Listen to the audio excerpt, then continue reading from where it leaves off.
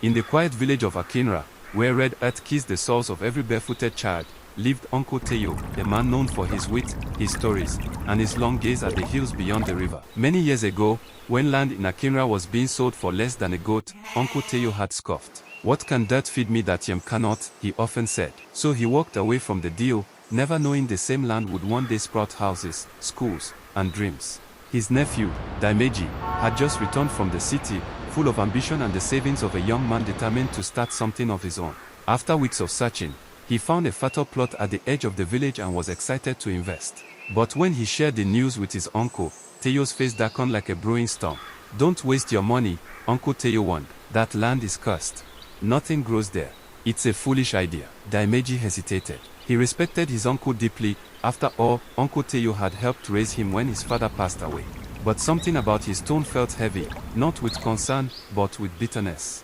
Dimeji began to ask questions, quietly listening to villagers who remembered the past. It soon became clear, Uncle Tayo had once rejected that same land. The only curse it carried was regret.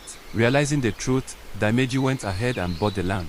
Within months, he started a small cassava farm and built 2 rental houses. His efforts drew admiration from the village. One evening, as the sun dipped behind the hills, Uncle Tayo came to visit.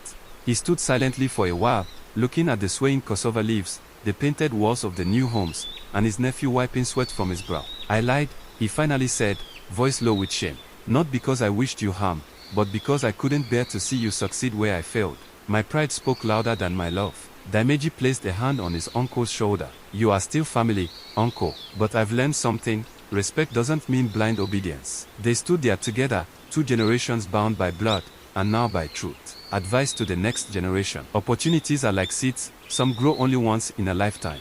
If you ignore them when they land in your hand, the wind may carry them away forever. Respect your elders, listen to their wisdom, but always think for yourself. Even good people can speak from a place of regret. Be brave, and most of all, be smart enough to know the difference between guidance and deception.